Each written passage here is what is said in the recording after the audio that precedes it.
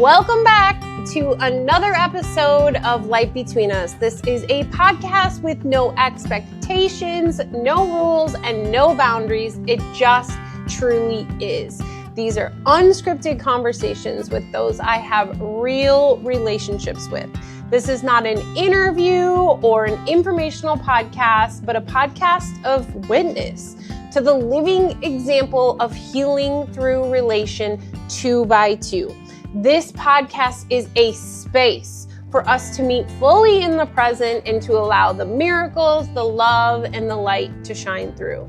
A reminder, we do not wake up alone. We remember the truth together, 2 by 2, as the light reveals itself in the space between us. I am back here again for another amazing conversation with my dear friend, Ewelina, and as always, we just follow the thread wherever it takes us. We start out with dog sitting agreements and people pleasing, and we round it out with, I don't even really remember because we were just so in the moment and so spirit led. We get to hear kind of an update of where Ewelina is in her move and how she has really put a new witness, a new perspective, fresh eyes on her pull to decorate and what that really means and what feels good in her instincts and her heart in regards to that. We also talk about social media and how it's a barrier to us. And not that it's a barrier to everyone. There's some people that it is a mighty tool being used for things that feel amazing and in alignment. But we kind of dive deep into how it's been a distraction, a place for comparison, a place for judgment, and the ick we feel when we cross that line of spirit to the ego-led dopamine hits seeking salvation outside of us, which I think is probably one of the greatest highlights of our call today, because I think so often we think that something's either spirit or it's ego. But I do believe many things can be spirit-led, and we all of a sudden shift our perspective into the space of ego-driven seeking outside of us, and we just cross the line, and you feel it within, you can hear it, you can be in touch with the heaviness that it all of a sudden provides. And Ewelina and I both provide many examples of that in our lives recently today, mine through thrifting, her through a recent group she's brought together. And so I think, again, today, another conversation that is unscripted and brings us exactly where spirit leads us. And I'm so excited for you to be here and to be open to receiving as the two of us were. And as always, do all the things like subscribe. And I am so grateful for you. So much love. And here it is. Here we are, back again. I think this is number 4, our fourth ever conversation. Just kidding. Ever. I actually would love to know if there was like a tally that someone was keeping. God. Yeah. Like, how many times have we connected? A lot, because I feel like when I met you in Florida, we talked pretty regularly for that year and a half. Like, I feel like we almost would monthly. check in every month. Yeah, we would check in, I think, every single month. Yeah. Yeah. Yeah. So I feel like we've had a lot of conversations. Mm-hmm. And then we've got to spend time together for like a whole weekend twice. And then when you came to St. Pete to dog watch, oh my gosh, Pat and I were talking about that the other day again, about just, what was it? We were talking about, like, now that we're settled in the house sitting thing, it feels different when people ask us to house sit because we have a space. So then it's more like an inconvenience kind of in a way, because we got to move and we got to do all these things. And we were just like wondering, you know, how much do people charge? Like, how much do people, would they have to pay if they didn't have a free trusted house sitter? But I was like, well, when we looked it up and it was like really little. And Pat's like, no, remember that lady?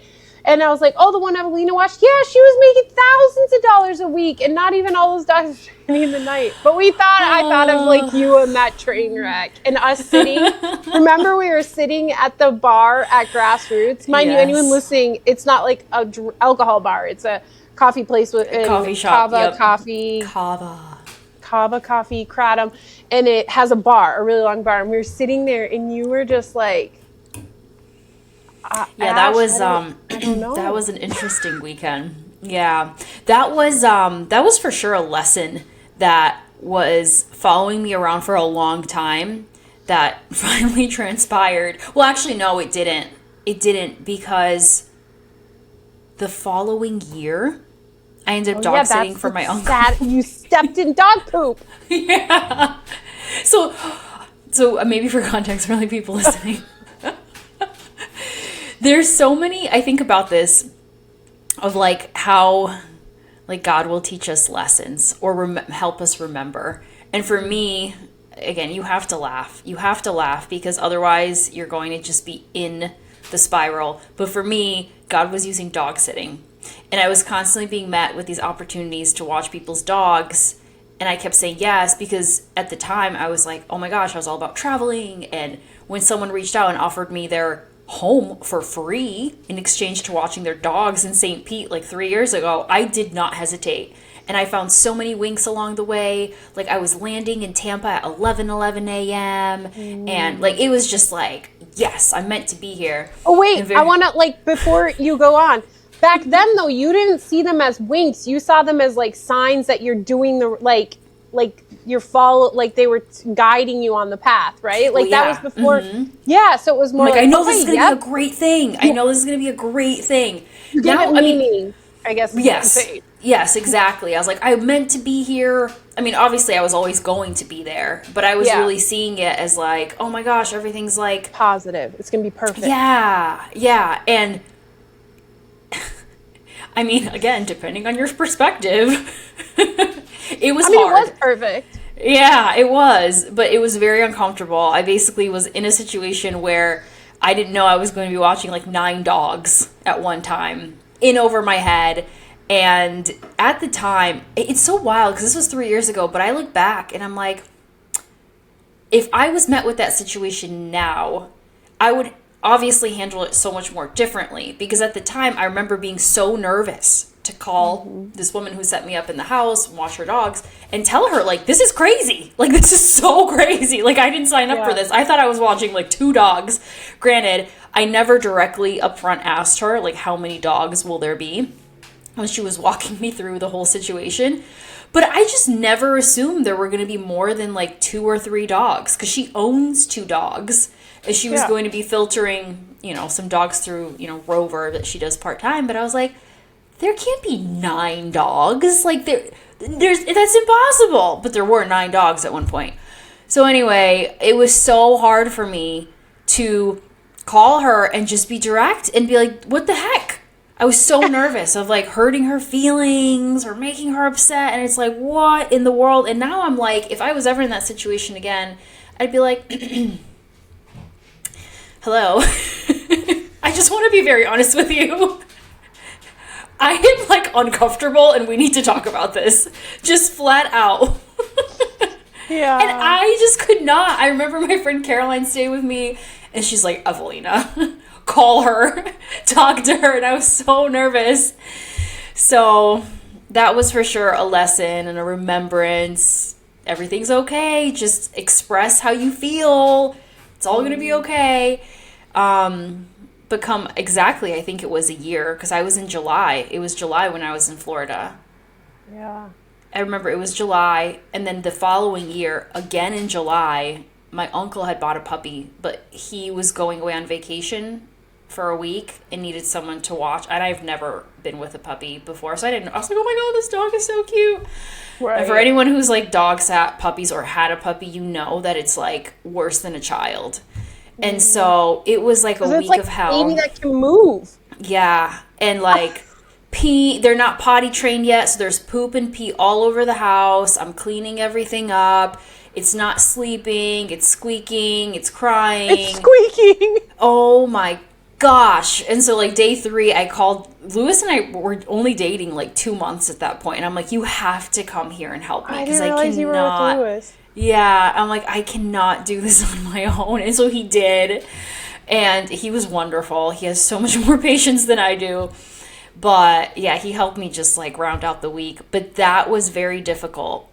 And then it was interesting because following that dog sitting situation, I had 2 more close friends in my life ask for me to watch their dogs. And I turned them both down. And those situations came with their fair share of lessons. One which followed me for months because one of my friends actually ended up getting very upset with me that I didn't agree to watch her dog. And so that was a journey for me to venture down and have very honest conversations and just tell her like all that I was feeling in the moment, and for her to express to me too why that made her upset. So yeah, fortunately since then, dog sitting has not come up. So I hope that I have like walked that journey and learned that lesson in that context, because that was really tough for a while. Yeah. Oh my gosh. Well, it's so like tough. It's the people pleasing piece, and then so much people pleasing.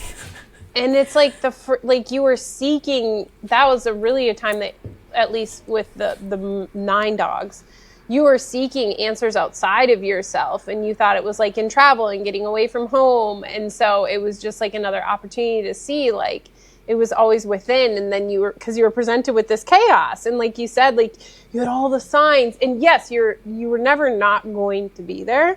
But it was latching onto the perceptions along the way of like, oh, it's 11:11. Okay, it's perfect. This is going to be, and at that moment, your witness of perfection was like different than it could look like a shit show and still be perfection, right? It was like, no, this is meant to be amazing and seamless and, meet all of my requirements. But instead, it was doing exactly what it needed to. And it kept bringing you closer and closer to the release of expectations and the belief that salvation is outside of you. And I think that like brought you then to like the 2 that you said no to was like the one friend that for a while you guys didn't talk because she was upset. Like when you finally talked, like I'm guessing your relationship is closer than it ever has been, and you've known her forever. Really, so much. And we actually ended up talking about it twice, because the first conversation we had, it was very heavy. It was like we got everything off our chests, but it was a lot of discomfort of like, well, I thought this, and you thought that. So I think that was the first kind of like step into clearing everything. And then it got a little better, but then there was like the real release months later that actually the dog sitting came up because it was like a tangent off of a greater situation that we were navigating related to like my fear around my boyfriend and like, like all that like deeper stuff that had to come up. And because that was the conversation we were having, and we were just like really expressing everything of where we're at, how our friendship has evolved, then the dog sitting came back up again. But because we had maybe already released a little bit, but also because this was actually so much more just like heart opening and vulnerable and raw. And it was from a place of love instead of attack, that then we were just able to like talk about it deeper and then laugh about it. Cause she's like, I remember we were sitting in the car, mind you, this was like 2 a.m. after my friend's birthday, and I was driving, so I was sober, but her and my other friends who I was with had plenty of drinks that night. So then those were the best conversations in the car at 2 a.m. and like in her driveway. And she was sharing, she's like, my husband, because he's so sweet, he kept telling me like, just call her, like you guys are best friends, like what are you doing? And Lewis was telling me the same thing, like just talk to her. So we were both in the same exact situation, but our own fears and our own stories were just preventing us from getting in the way of actually connecting. Yeah. And when we finally did in the car that time, everything was laid out. So yeah, it was just like, I haven't had that type of dialogue in so long, but that was such a powerful reminder of like, oh, when you just like fully speak everything that's on your heart, and you come from a place of just love, that is the best release. The best. Yeah. Well, and it's the reminder that everything is a beautiful backdrop for that. And it's the moments that the opportunity isn't seized, right? And I know a lot of times it's like we're taught lessons and lessons come back around. I have my own thoughts around that. I don't think God teaches us any lessons. He just wants us to remember the truth. And it's our stories that are really the lessons, quote unquote. It's like learning that your story is a bunch of shit and it's standing in the way of the love of God.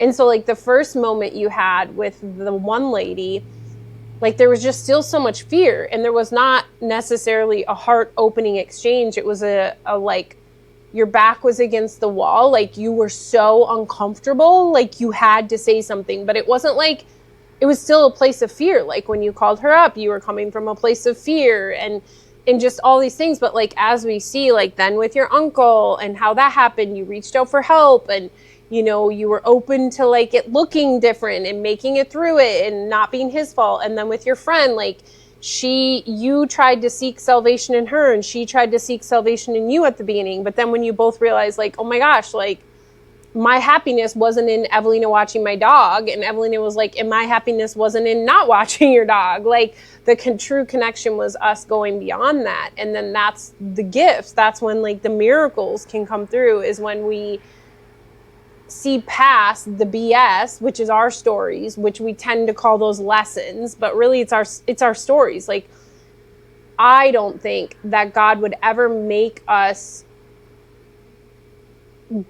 do something to be uncomfortable to understand the love he has for us. I think that discomfort is our story getting in the way of the love that he is always giving us. You know, like we talk about in Lighthouse of like the flow, and how we've been like taught that you got to pray for God to turn on the flow, and then you get upset because you've been praying for this thing for weeks. And you know, it's not like God is up there like, oh my gosh, all right, so Ewelina did some fucked up shit, so I'm going to shut the flow off, and she's going to have to say 20 Hail Marys to get the flow back on. You know what I mean? It's like the flow is always flowing. It's your stories that make it feel, quote unquote, like a lesson instead of a remembrance, because that's what you got to, was like, and in at least for A Course in Miracles, I don't know, I feel like there's got to be somewhere in the Bible that it talks about laughter, because laughter is so healing and just like funny. I mean, there's got to be somewhere in the Bible. I'm going to look, like that has to talk about that. Mm-hmm. But the thing the Course talks about is the whole reason why we ended up here is we forgot to laugh. Like we took something so seriously that it caused us to like spiral out of control in this belief it separated us from God. And like where you and your friend got that night in the car was like, oh my God, we're so silly. Like the love of God was always there. Like our idea of this dog watching thing, blocking it, could never be other than our belief in it. And so then you got to laugh about it because you no longer saw the, like you said before, like the weightiness. Yeah. I think too, another thing that was also, this helped me in the moment and afterwards also, especially now as like we're talking about it and I'm reflecting on everything. Of course, it didn't go according to my expectations, neither of those situations, whether I was in Florida or when I was, you know, watching for my uncle and all that. But in the midst of it, the experience brought so many other miracles. Like for one, the biggest one for me when I was dog sitting at my uncle's house, and when I had asked Lewis to help me, I didn't realize how much closer that interaction ended up bringing us together, because when I was watching him be so much more patient with this dog, and just like how he handled the situation compared to me, I just felt so much like closer to him. And it's like, oh my gosh, like just this like interesting level of trust built between us, because I'm very much like, I got this, I'll figure it out. But I almost had like no other choice but to like fully surrender, because I clearly was like, I wasn't sleep. Yeah, I was over my head. And I also didn't sleep those first 2 nights at all, because the dog was so funny. The dog had a crate that was right by my bed, because when my uncle first got him, mind you, they only had him for like a few days. I don't think it was even a week before they ended up going on vacation, which that was my first red flag. And Lewis even told me when my uncle originally called me, he told me, he's like, babe, you know, you don't have to say yes. He's like, think about it, you know? And also, because my uncle basically told me, or he asked me, he's like, listen, we're going to get this dog, but we're going on vacation a week after. So we want to know if you can dog sit, because otherwise maybe we'll hold off until after we get back from vacation. Like so I had the option. Could have kept it. Yeah. So like I had the option. Family. Yeah. So I had the option of telling my uncle, like, yeah, just wait the week after you get back from vacation and get him. But I remember when I had called him to tell him that, when he picked up the phone, I'm like, what are you doing? He's like, oh, we're just packing the car with like all the dog stuff. And my cousins, who are so cute, they're young, they're 12, 10, and 8. And they were so excited. I heard them in the background. Oh my God, like, Auntie, we're getting a dog.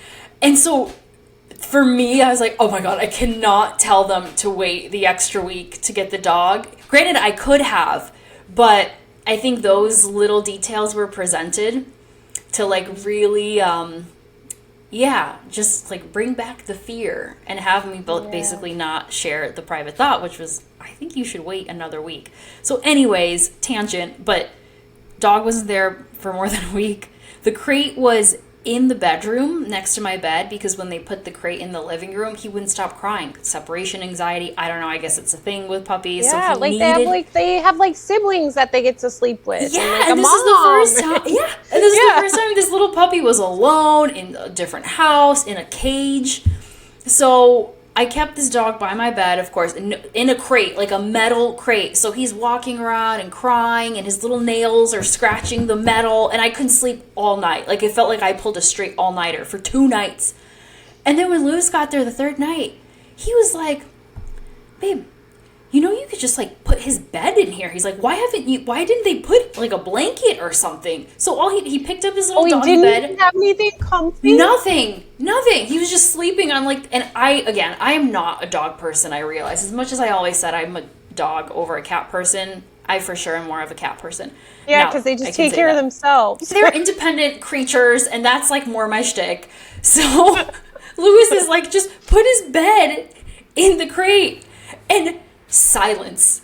The dog slept the entire night. He felt like he was in prison. Oh my God. They took away all of his things. I know. So that first night that Lewis slept over, I remember we woke up in the morning, and I fell asleep on his chest. And so he said, I didn't move. It was like I died. Like I went into a coma. And when I woke up the next morning, I was like, oh my God. I literally didn't move from the position that I fell asleep on, which was on his chest. He's like, I've been up for a couple hours, but I didn't want to move you because I know how tired you were, and I saw how comfortable you were, so I've just been laying here for 2 hours while you were sleeping. I was like, oh my gosh. So anyway, that's kind of like a real random detail and tangent, but I say that because it was like little moments like that made me realize, wow, like I can trust you to take care of this, and I don't have to feel like I have it all figured out. So that was a big blessing that again, after that situation, I felt so much just more connected with Lewis and closer, and that came very unexpectedly from a situation that felt very uncomfortable and that obviously didn't go according to my expectations. But in the meantime, God had another miracle prepared, and I really feel like in the moment I was able to see that because I was so grateful. And afterwards I was reflecting that was kind of sucky, but also beautiful for different reasons. Yeah. So, yeah. Well, I think that's the key here is that, like I said, about the lesson piece with God giving us lessons, we only see something as difficult because of our lens. So we saw that, oh my gosh, this dog's saying I didn't sleep for 2 days, everything else. And it's like we talk about in Lighthouse all the time, and the course talks about, we have no clue what truly makes us happy, right? And if you just told me that if you wouldn't have signed up, and it made no sense. I think that was a red flag too. Like you said, it was a red flag that you did it like you shouldn't have done it.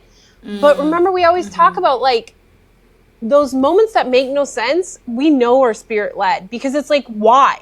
Why would I have taken a left here when there was road construction? You know what I mean? Versus this way. Why the heck would I have said yes? Yeah, I had to agree. You felt you back against the wall, but like those things, if they wouldn't have occurred, you wouldn't have had those moments with Lewis that have then unfolded to this, whatever, right? And like, we don't want to put an end game on it, because the ultimate end game is the love of God. And we know that like your relationship with Lewis has been like a huge mirror for you in regards to getting closer in your faith and like seeing more and more of the things within yourself to forgive. All the things. So that's like the key though, is like never seeing anything as bad or good, but always as serving a purpose of remembering the child of God that we are.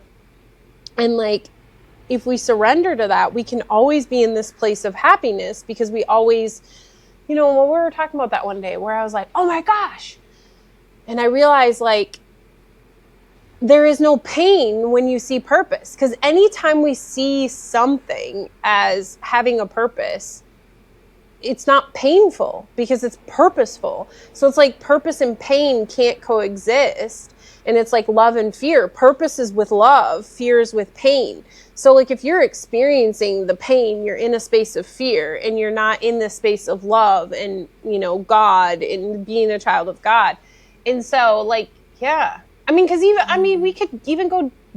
unpack everything, hence personal development, right? And we could give meaning to it all. But so many other things of you coming to Florida were purposeful, right? Like you and I think, spent more time and maybe brought us closer, and like you did other things while you were in Florida that you wouldn't, I saw other friends and connections and everything. Yeah.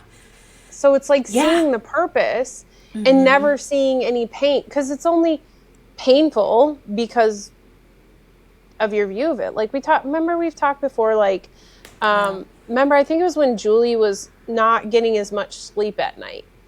And then we asked her, well, do you feel rested? And she's like, yeah, but I should be getting like 8 hours of sleep, not 5. And it's like, but if you were on the flip side of like wanting extra time, or, like a mom, let's say a mom who she's grateful to get 5 hours of sleep and feel rested versus the opposite. It's all about perspective. And it wasn't that she felt like shitty. She just had a story that 8 hours of sleep is necessary to function in the world, and that's what you should get. But like she was getting 5, and you know what I mean? So it's like always our stories that just are like blocking us. For sure. And I think like this thing, because I can say confidently that all of those experiences, the last one I think felt the heaviest, because there was the altercation with my best friend. So it just kind of kept going on. Rock tumbler. Yeah. Whereas like after the Florida dog sitting and then my uncle's dog sitting, once they were over, I was like, oh, okay. You could walk away. It was done. Like I could wipe my hands clean and like forget about it. But then with the last situation when I had told my friend no, that kept kind of lingering. So that was a little more uncomfortable until we finally talked about it. But all the while too, like I have gratitude for all of those moments, because I think, especially actually I could say the last one, because that was probably the biggest one. I had to face so much discomfort and overcome so many stories and fears in that moment of actually, because that was the first time I actually said no. So I entertained we saying talked no. about it on Lighthouse, like before you said no. Remember, you came and you're like, my friend and your cousin had also, there's two situations. We're not talking about the cousin one. But like you had to talk through these before you told people no. It took a lot. It wasn't like an immediate like no. It was like, let me sit through and didn't you tell one of them yes first and you had to come back and tell them no? I thought one of them you like alluded to that you would do it. I think it was your cousin. Yes. Kind of both, actually. And that was the original reason why my friend was upset, because I didn't tell her a concrete yes and tell her the dates. I told her I would get back to her. That's right. And so that she was upset. She's like, I'm just so surprised that you didn't immediately say yes. It's like, I would always do things for you if, I need you, or, yes, if you would need me, I would always do things for you. If that was like me in your shoes. So that was the trigger for her. And for my cousin, I I believe I told her that I would, but it was so far out, like we never established anything concretely. So then she had followed up when it was getting closer and after I had watched my uncle's dog, and then I was like, listen, I'm sorry. Like, I can't do the dog sitting thing because this was my final straw with my uncle's puppy. And she handled that totally fine. Ended up arranging a whole different situation. I also talked about it with her afterwards because I ended up telling her that my friend, who she knows as well, was very upset, and she was actually surprised. And I was like, were you upset at all? And I asked her flat out. That was actually a really beautiful conversation too. I asked her, I was like, were you upset when I told you no? Because I felt so guilty. Like, I really, it wasn't an easy no. She's like, no, I just felt like it was like, it was an inconvenience because I had to figure out another person. But that it was fine. So I was like, okay. But with my friend, that was much more challenging. But all the while, I'm very grateful for it because it really illuminated a lot for me.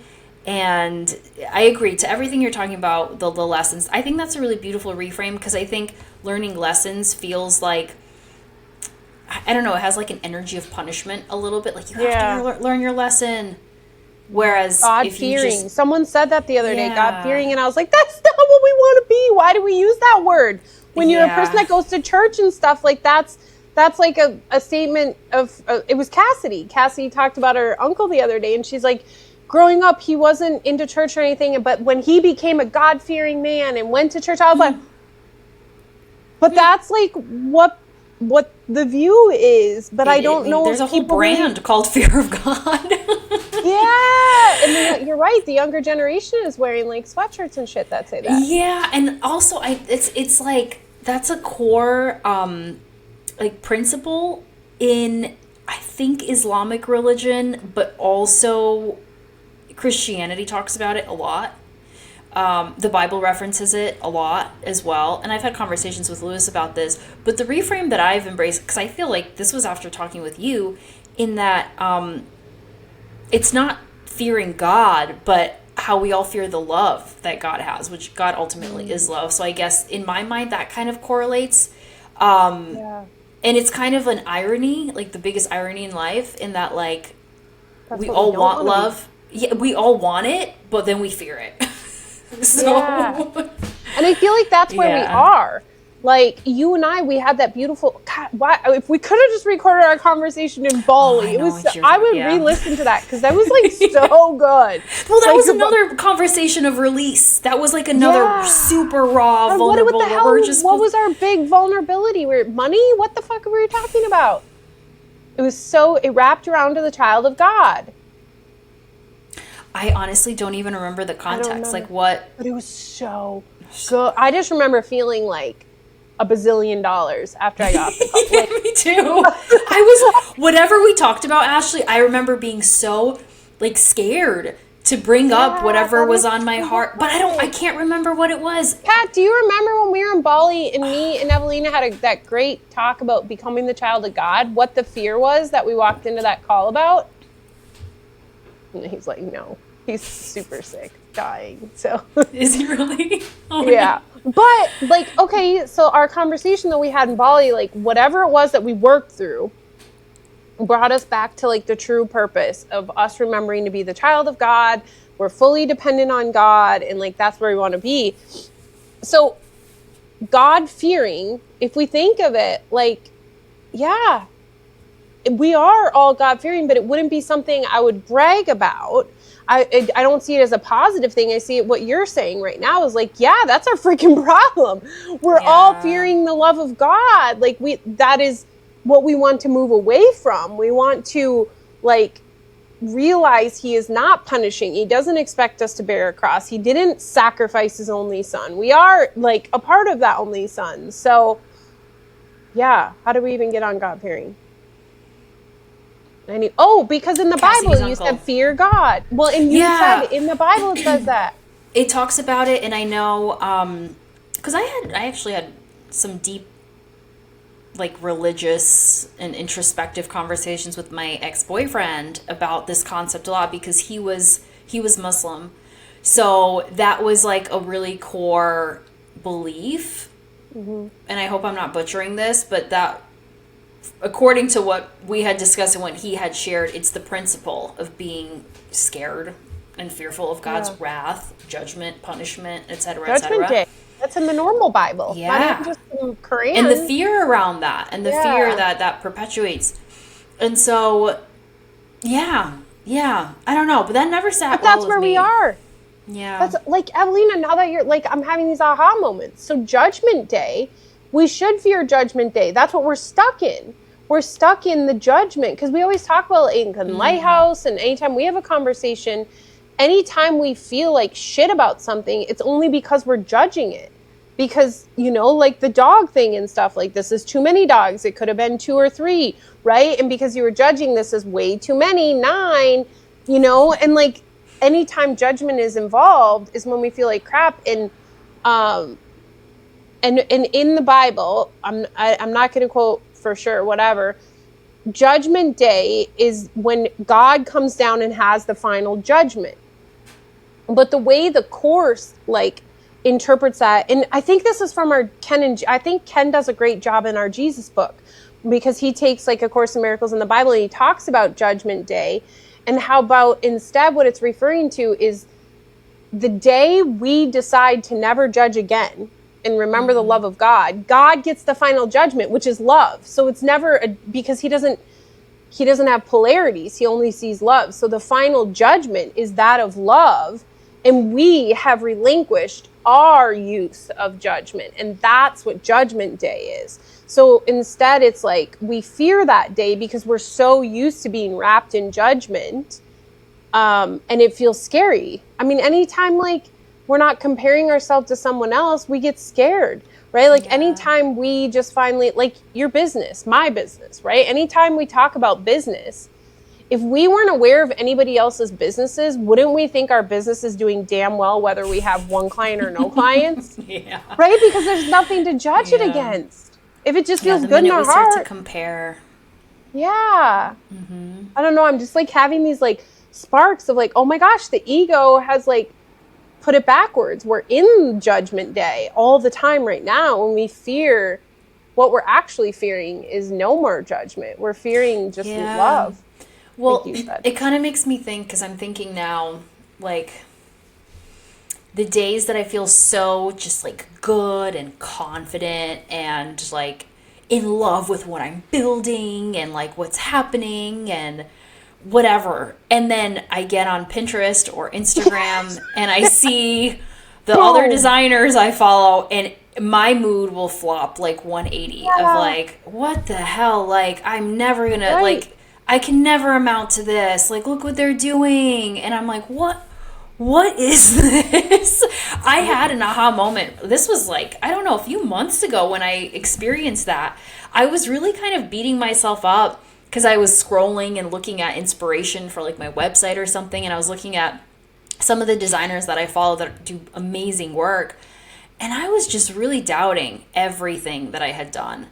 And then the next day I was in love with everything I was building again. And then when I went back to that self-deprecating energy, I was able to see okay, this is only because I'm comparing myself. Because the other week I felt great, and so I don't know, it was just kind of a little light bulb moment. So now I'm really trying to be mindful of, 100%. Yeah, just that. I'm why? Where are these feelings coming from?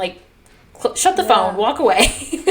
Yeah, I said that to Pat. So I left Instagram and Facebook a long time ago. Back when you and I first met, I left it for over a year.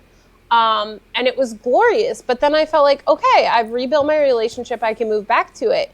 But it just switched. I just literally told Pat the other day, I was I think I got to leave social media again. He's why? I was because I'm now following other thrifters, thinking I'm what the ego has telling me is it's for research, you need to do right? More. You need, it's telling me it's for research is why I'm following them. But I'm having exactly what you are, oh my gosh, look at the things they're finding and I'm not finding, and look at, they're doing drops, because that's, I mean, if anybody's on any social media, that's the freaking thing now, and that builds so much anxiety in my heart, because there's like these sweatshirts I want from this girl, and she does a drop. I mean, everybody does drops now. She does a drop, and if you're not on there and can't make a decision in 5 seconds, they're sold out. So it's like, we're just like creating higher and higher anxiety. But me, I'm like, oh my gosh, that's why we're not selling anything, because we should probably do drops. And I've talked about it in Lighthouse, and I talked about it here, like the whole point of our Etsy shop is not even that. And it's taking me away from what it is. But it's like, because David, he loves social media. I mean, I don't know. I don't know if I can ever get to that point. To like, be I in don't love. know. Yeah. And maybe it's his purpose. It's like, you're a designer, right? I do this, and it's not that you designing is bad. That's just not what's a part of my path. So maybe social media isn't meant to be a part of everyone's path. Because I used to then feel like, here's the judgment again, right? Oh, well, David can go on social media and look at all these other people who read the course. Like, they can go on there and it doesn't cause them an issue. But if I truly believe every path is unique and believe that, like, it's my intuition guiding me, I would say right now, social media is probably not where I should be. Because I'm like you, it does not feel good. And I know you do the same damn thing. You're a yo-yo too, because every other day, like, I'm back off social media, I'm back on again. I have been feeling that I was literally about to say this next, Ashley. For the last like 2 weeks, every day I'm like, I'm going to show up on social media. And I don't, because I just don't want to. And Lewis actually, it's been interesting because the last 2 weeks, Lewis and I actually have been having interesting conversations about social media specifically, because he noticed, he's like, I feel like we've been more distracted recently. And I'm like, is it? I'm like, I do feel like something's been like off. Like, what is it? He's like, I really think we've just been like on our phones and like we've just been sucked in. I'm like, I scroll, and I'm like, okay, yeah, I know I do too. So he's like, let's like be more conscious about this. And he like deleted all his apps. He's been off of it, and he's been telling me, he's like, babe, I really feel like so much more present. Like, I feel so much better.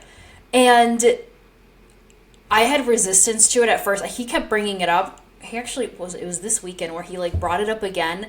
And I almost felt like, of course, this was my perception of it, because we talked about it afterwards. Yeah. Like, I felt like, are you trying to like brag? Yeah, that like you're like, are you bragging or something? That like you feel so good and you're trying to like make me feel like I'm not as good because I'm still like on social media. And so that was like a whole interesting conversation. He's like, we're on the same team here. Like, I'm just sharing my experience. I'm like, okay. So I think that conversation was a little bit of like okay, Ewelina, actually pay attention to this. And it's interesting because I have been actually finding myself feeling more and more like, all right, let me show up today. But there's something like not letting me go on it. And I do have a client that I do social media for. So I have to be on their Instagram to kind of like reference old posts. And every time I open it, it's not on my phone because I deleted it. I have it on my phone, but I just deleted the apps. So if I go on Instagram.com, it will open that, but I'm not like clicking it all the time. My little hack. But that was my hack with Facebook for a while. Yeah. But I can obviously access it on desktop. And like, I was just working on this stuff yesterday for my client, and I go on to see their page, but of course something came up in my feed, and then I'm watching stories, and then 20 minutes goes by, and I'm like, what is going on? I'm like, I don't know. I have had such a wall around it the last couple weeks, and I posted a podcast, actually. I launched it Tuesday, and I'm like, I have to go on. I have to like tell people it's out. And then I'm like, do I? And no. The old version of Ewelina last year, who was doing a podcast every other week and sharing a newsletter and posting all about it, would have been freaking out. But I'm like, I don't know if I'm going to mention anything. Yeah. Like, I saw it. It popped up on my YouTube because I follow it. Yeah, and if you follow it, you'll watch it and you'll see it. And if not, I don't know, maybe you won't. Maybe you'll miss it. You know what's so crazy you're saying all this? So anybody listening, Ewelina helped me do like the graphics and all the like design things for Light Between Us this podcast. This podcast. If you found it. this podcast. You set me up on that thing, what's it called? Figma? Yes. Where I make like my covers and stuff. So she gave me these beautiful outlines for Instagram posts, and I have literally made them for every single episode. And if you're listening in right now, I think this will be episode 15 or 16. I have made them all, Ewelina. They're there. They exist. I have only posted 3 of them. Oh my god. And like I keep thinking like, okay, so like Cease, she has her own podcast and I know she likes to share stuff. So I'm like, okay, all right, well Cease's podcast is coming up and I'm like, shit, but that's number 12. So I can't just post about number 12. I gotta like put the rest of these out. And I'm like, okay, so I can post one every day. But I have like, I just can't I literally have them all saved on my, like all it will take is seconds. Is to press post. Yeah, is to press add post and then pick the 4 pictures or whatever it is. I don't even have to write anything if I don't want to. Yeah. Like whatever. But so I have felt that same block too. And so I don't know, other than maybe we're being invited to again, because I know you have in the past too, leave social media. Because I was thinking too the other day, so Erica at the farm, the owner of the farm, she's always doing something. This lady is like, I don't know. I was thinking like, how is she doing so much? Like I did farm school the other day, which was an eye opener. So it was like 5 hours. I didn't even touch my phone for 5 hours. I didn't even have it. I think it was in my pocket just because I didn't have anywhere else to put it. And I played with little kids as a farm school teacher, and it was glorious. And when I got home, like my phone wasn't almost dead yet. And the reason why it wasn't almost dead yet is because I hadn't been doom scrolling on the couch or anywhere. And so I had this moment of like, oh my gosh, this feels amazing. And guess what? I don't feel like I missed out. Like there's nothing that happened that mattered. And I was thinking, so Erica was there during that time and she was putting in fence posts. And I was like, did you already work today? She's like, I'm just on my hour lunch break. And she's like there building a fence for the baby goats. And like, but she's always doing it. I'm like, I one time I asked her, are you on social media? She's like, no, not really. That is why she can raise 4 children, have 1 million animals, constantly be building new fences, crocheting, learning how to knit, like doing all this stuff. Everything. Yeah. Yeah, because I remember like when I left social media, remember when I went through that, like reading almost a book every single day? Because like the amount of time you spend on, literally I was able to pretty much read a book every couple days. It's wild. It's wild. And I think until you part ways to see the contrast, you won't kind of know. Yeah. Because otherwise and you have to part ways for a bit because your mind, like it's an addict. At first, like you go to open your phone, you get confused. Like, what am I supposed to do with my time right now? Like there's this moment of like figuring it out that feels uncomfortable. And I know I've left for like short periods and gone back and I didn't get to experience like that year and a half away from it. I didn't miss anything, and I wasn't wanting a $1,000 quilt coat. I wasn't seeing all these people like embroidering on their clothes and deciding, because that's the other thing that's been happening to me too, is like I've moved past the need to purchase things, and I'm in this state, I think, like with my thrifting and stuff of like, I can do that. Like if they can do that, I can do that. Like I've moved through like, oh, that's not for me. So like literally everything I see, like a girl is painting on purses, and I'm like, oh, I could do that. Okay, I should do that. And then like people are embroidering on clothes. Oh, I can do that. I'm going to do that. Oh, I want a quilt coat. It's $1,000. I can get a quilt coat on a stay still and build it. But it's like it's a reverse of like, say, the FOMO of travel, right? Yeah. Like, and instead I'm just feeling overwhelmed with all these things that I can do too. And what the hell's, I don't know. Like, does that make sense to you? Like, what the hell's going on? Like, what is this?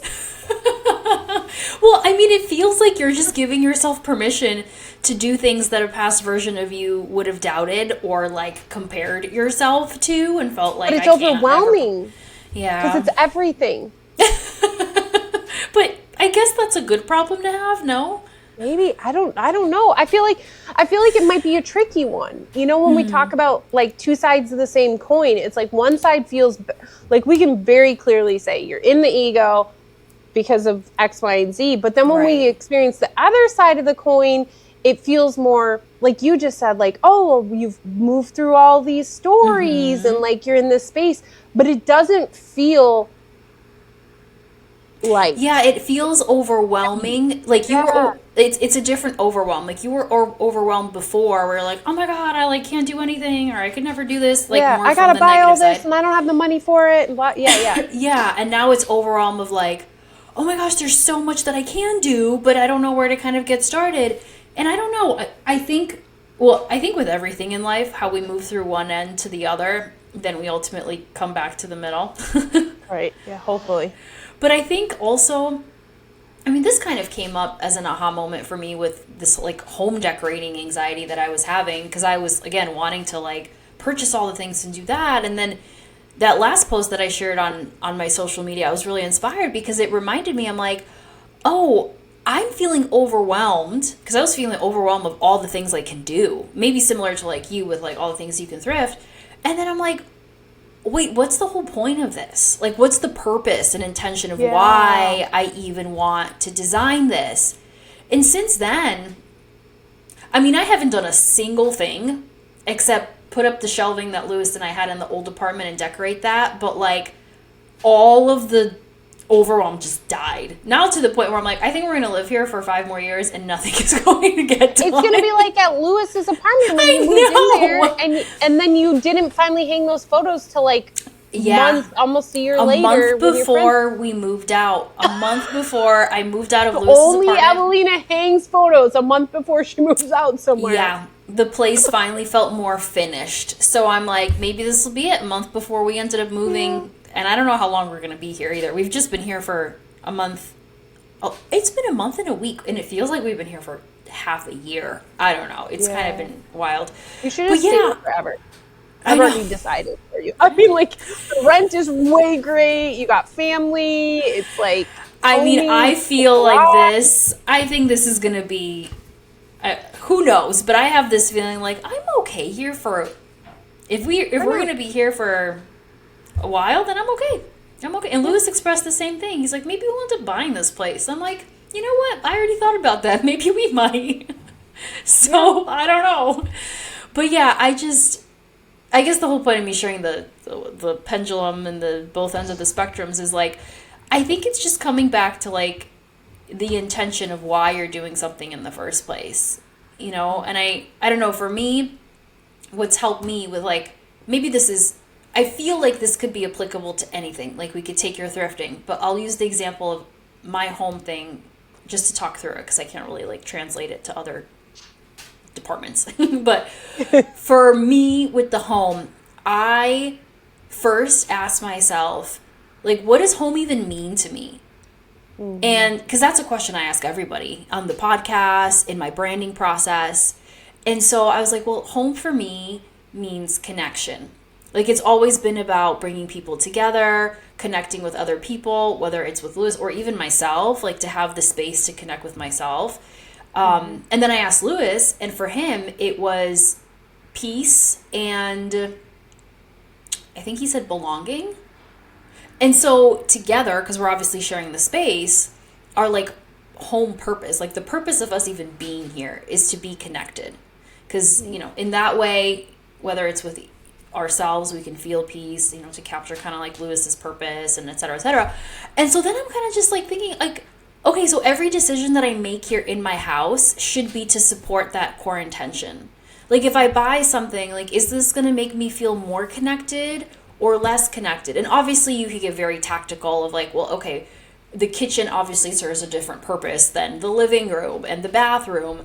And within those individual rooms, there's its own like functional purposes of like, okay, we use the kitchen to like eat and also connect, maybe gather. For like the bedroom, it's like relaxing. So how do you just make choices that inform the intention of that deeper purpose? I don't know. I just like, since I kind of thought about that, it's made me pause and think, is this really going to support what we want to do here? Or is this just something to do because it's a shiny object? Because it looks pretty or it's a trend? So I don't know. I think maybe some of those questions can translate to like the thrifting or just like any decision. Yeah.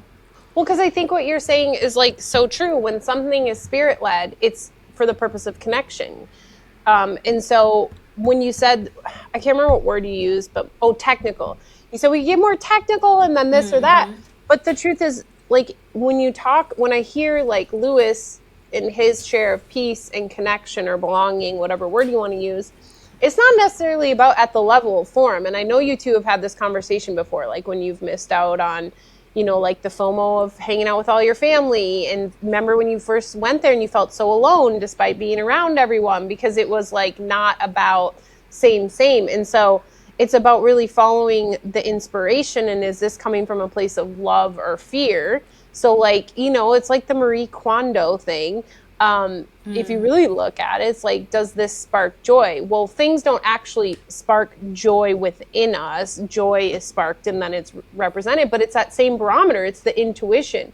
So to translate your feelings to the vintage shopping, I went with some ladies last month, and I think I shared this in Lighthouse. But Pat, when him and I go, he's like a child. Like after a couple hours, he's done. Like if he was actually a child, he would throw a fit in the middle of the store. But like when he's ready, he's ready. Like it doesn't matter if you still have like half a store to look through. He's like, yep, it's time to go. I'm like, what? And so, yeah, literally, it's like, how a kid all of a sudden has a switch. Yeah. And it's just like, you've gone beyond the time. We're out. Yep. Yeah. And we recently went beyond the time limit, and it was not good. Like he was in a car, like taking his coat off, and he's like, I'm like, what are you doing? He's like, I'm hot and uncomfortable. Like literally like a kid there. He's just like, this is too much. But anyway, so for like our thrifting and going to state sale, I was used to that. Like Pat had a timer, and I would get irritated with him. Like we didn't get to thrift longer. But we would come home and we would be filled with like energy, and it felt rejuvenating. It felt like spirit when you don't feel tired after you've spent time with spirit.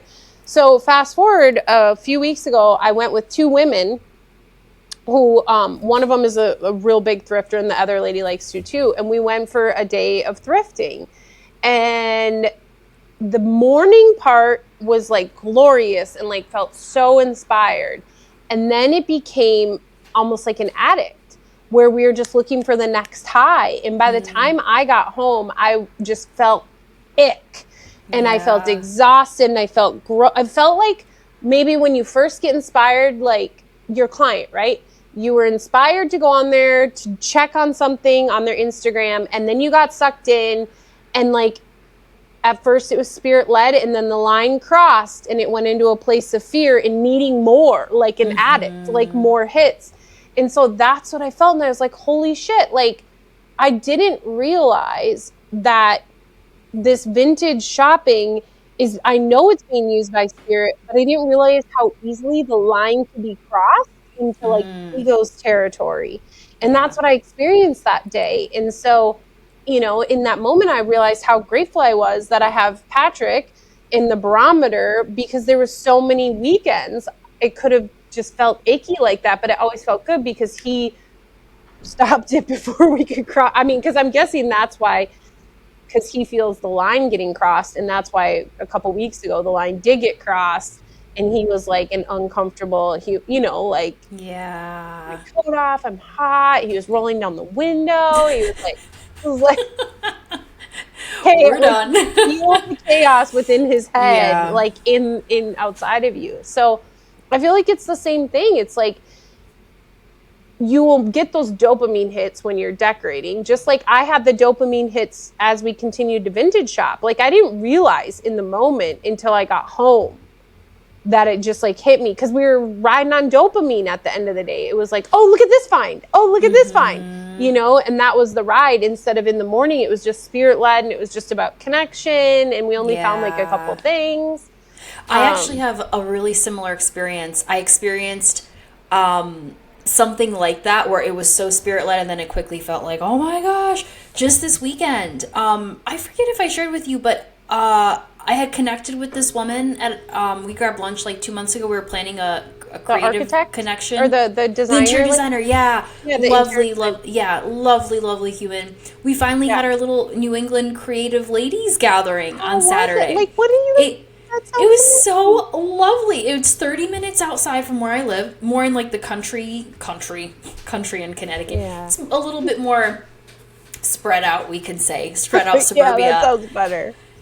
In her 1800s refinished farmhouse type style home. It was beautiful. Her home is delightful. And it was 6 of us. It was so lovely, so special. How did you find the people? We had connected. Well, one of them was a friend who is a local photographer here. She's my good friend's cousin. So I immediately thought of her. I'm like, hey, would you want to join? Because the woman hosting also does photography. I knew another woman that was going to be joining who I met through a networking event who was also a photographer. So she joined. It was so great to see her. And then I actually knew another of the ladies there because I met her at a networking event. And the woman organizing had just like posted this on her socials and had, reached a few of the other ladies that were there. So it was just like lovely and organic, and it came together, and it was so beautiful. But towards the end, I started to feel like, okay, I'm ready to go. And for me, what I experienced was not so much like continuing to chase the dopamine of like continuing to be there, because it was more so about, I think actually, about a little bit of people pleasing, that I was too scared, or not scared, but like, I don't know why I was so, I think I was a little fearful to be direct and be like, okay, I'm going to go. Yeah. Because there was another lady you were that part of stayed the organizer. Right. Yeah. And, I did mention to her that, like, because she had asked me at the beginning what time I'm looking to go, because I had dinner plans with Lewis later. And so I knew that I wanted to get home, like, not too late. And it was just like, when, like, you're lingering in the kitchen and you keep lingering and, like, the conversation keeps going and going. And I realized, like, afterwards, I'm like, I could have just, I don't know, like, just been more direct, or left, or just left, like, bye, see ya, Yeah. And there was actually one lady that was there that was like that. She's like, I gotta go. Oh, my husband just texted me, I gotta go. And she like, boop, she like left. So, and I was like so nervous. Like, I found myself being like, again, I don't know, weirdly like scared to just be like, okay, I really have to go, bye. Right. So I don't know. That was my experience in that. Like, But it started very spirit led, and then I got home like very, like, irked a little bit, actually. What was the story? Like, it's again, like my story was like the dopamine hit, right? Of like a treasure hunt, right? There's more, like if FOMO, it was FOMO. Yeah. Both of us, actually, in both of us, if it was FOMO. It was FOMO. Right? Yeah. Fear of missing out. Like, I should be here for this. Oh my gosh, I might find something more. And it's that nudge. It was an intuition nudge, and you didn't listen, and so then you cross the line and experience what's on the other. Icky. It felt so like heavy. Icky. Like it ruined everything. It did. I got home and I felt so like angry. Like it was so, it felt so weird. Like I had to go on a walk because I felt like I couldn't breathe. Like I couldn't say what I wanted to say. Yeah. Like someone was like choking me. I'm like, oh my God, like why did that feel so insanely painful? Yeah. It's crazy. It was wild. I hadn't experienced something like that in a long time. So that was that was interesting. And such a contrast. Such present, spirit-led connection to then like this like deep anxiety and like anger. Yeah. Weird. But I think it reminds us, like we always talk about, when we get this inspired idea, we think like we're supposed to see it to the end, but spirit lives in the present moment. And so that's so that feeling of, oh, it's time to go, didn't match all the stories of the ego of like, oh, like, I'm just going to throw shit out there. I wasn't there, but like, she's in the middle of a conversation still. Like, oh, I haven't ate a piece of pie yet. Oh, like all I think at holidays, like, oh, they haven't done dessert yet. We have to wait until or a birthday party, right? Like they haven't done the cake yet. We have to wait for the cake or to open presents or all those stories. But it's like, you felt the guidance, right? Like to go. So I should have just went. Yeah, it's like your shepherd, you know, like, yeah, spirit's in the moment. So it's not about a people pleaser, because it knows we're all one, and it knows, you know, what true happiness is, and true happiness is being honest, and each of us seemingly individuals following the nudge that's within us. Kind of like Lighthouse. Like, you took the month off and we don't know if you're coming back or not. But like that, like, you that morning felt the nudge to take the month off. Juliet invited you to, and like, you had stories, but you listened to the instinct. But I never saw the text message until it already started. I was like, are you coming, Ewelina? And then all the stories that had tried to stop you then flooded in of like, oh my gosh, I should have got on, and you know, all these things. But you listened, and it was exactly what needed to happen for both of us, because I also had a moment of like, yeah. And I don't know if I got to tell you, I don't think I told you this, but so like that happened, and I just was like in a space, like I was struggling to focus, and Lighthouse had just started, and the night before I had done a call with Constantine, and while I was on the call with him, there was this bug that showed up and like watched me, and he crawled all the way up to the camera, and he was there like, yeah, this bug. He's actually a stink bug, and I named him Stan the Stink Bug because he kept coming around.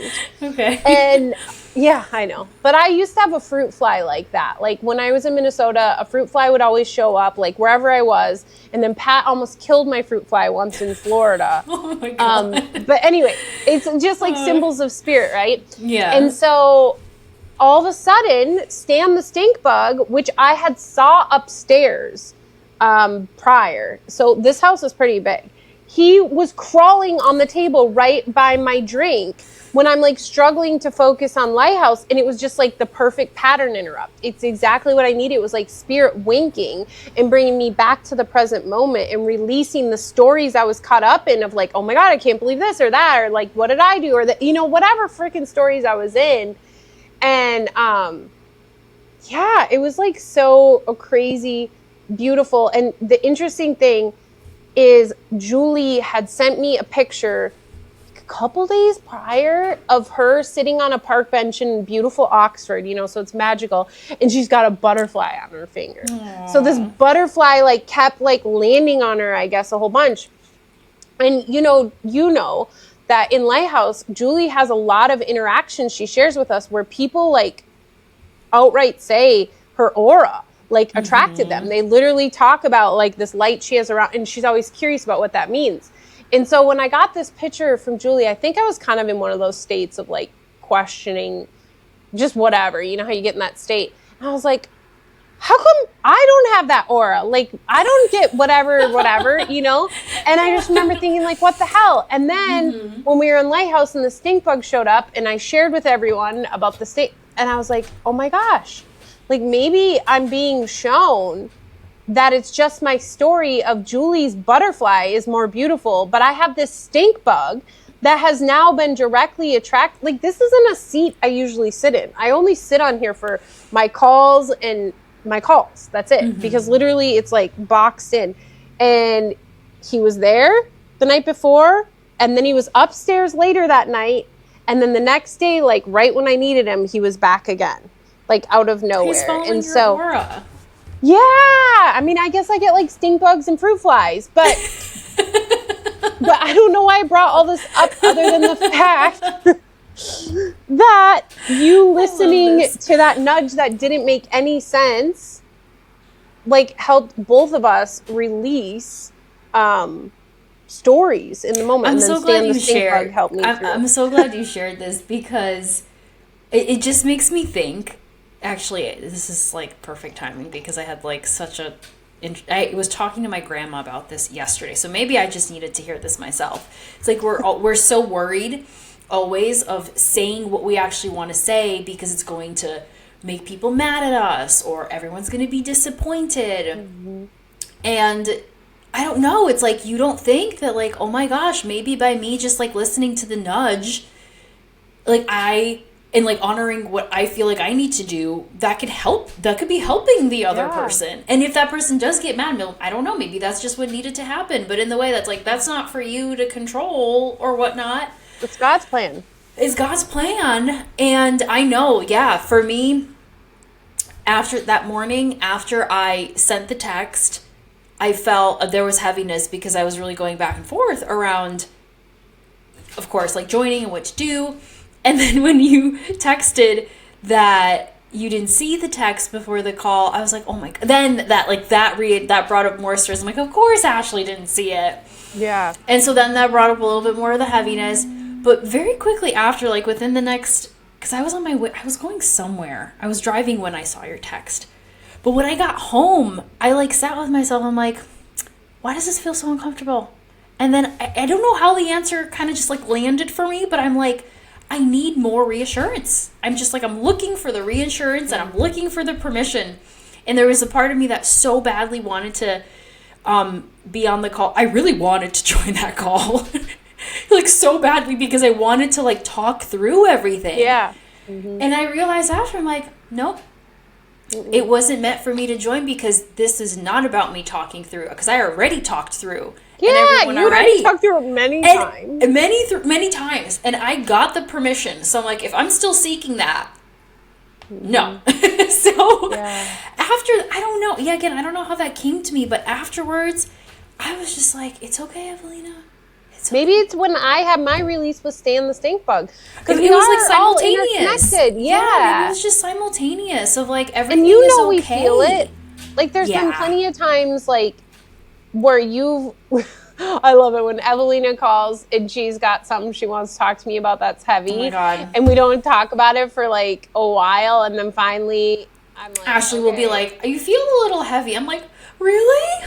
Yeah, I just love it. But it's the interconnectedness, right? Yeah. Like, it's the representation of showing how we can feel that. So you felt at first probably my own stories coming up and my Maybe. like, what? You know, mm-hmm. And like, then when I released it and you had time to release it, because we go it's so home funny. 2 by 2. Yeah, and it's so funny too, because I literally had like 20 different ideas. I'm like, I'm going to leave a voice note in WhatsApp. I was going to do this the night prior. I'm going to voice note in WhatsApp and let everyone know I'm not showing up on the call tomorrow. Then I'm like, no, I'm going to text Julie, Ashley, and Scott individually because that feels more personal. And then last minute, I'm like, all right, I'm sending this 30 minutes before the call in the group chat. And that's what I said. But when I tell you, I thought of every single way of communicating this to you guys. I had to say it the way I said it because you weren't meant to get that text. No, to right. Then have which is so weird. Because, like, I'm totally on my phone beforehand, like, checking my emails and stuff, and never got a text. Yeah, it's like... Because, usually, like, if Scott's running late or something, I'm usually the one that's like, oh, Scott sent us a text. That's why I was surprised, actually, when you didn't see it. I'm like, Ashley always... That's why I figured. I'm like, Ashley's definitely going to be on her phone because, Scott will, sometimes text she's running late and whatever. And so, I was really surprised. So yeah. But that's another one of those weird moments where it, like, doesn't make sense that I didn't read it. Yeah. So it's like obviously spirit led in that it was an opportunity for like a backdrop of release and Yes, agreed. Yeah, but it's funny because I was telling my grandma this very thing yesterday around not disappointing people, and it's okay to like decide something for yourself, because she was so frantic on Monday because, not to get like too into like the details, but she thought she had the day free. Then my aunt, her daughter called her, like, oh, I made you a chiropractor appointment. So then that like messed up her dinner plans that she was going to make for my uncle who was coming later. And she felt like she couldn't cancel and call my uncle, but then she couldn't also tell my aunt, like, no, I can't make this appointment. So she was a mess. And I had to drive her to the chiropractor appointment because my aunt called and asked if I could. I'm like, yeah, of course. And I saw her, I went downstairs and I was like, Grandma, like, are you ready to go? And she was mashing potatoes and running around the whole kitchen. I'm like, it's okay. Like, you don't have to, like, be all, like, everything's going to get done. But she just couldn't, she couldn't compose herself. And then Tuesday she had a panic attack. So, and I didn't know about it. I was a little upset because I'm like, why didn't you call me? Like, I could have came downstairs and helped, but she didn't want to call me because she was worried I was going to call the ambulance, but my dad ended up coming by. And I was like, what happened? Like, what, like, it instigated and initiated this panic attack. She's like, I don't know. I just think I've just been, like, thinking about all the things I had to do yesterday and blah, blah, blah. So she was still thinking about the day before. Yeah.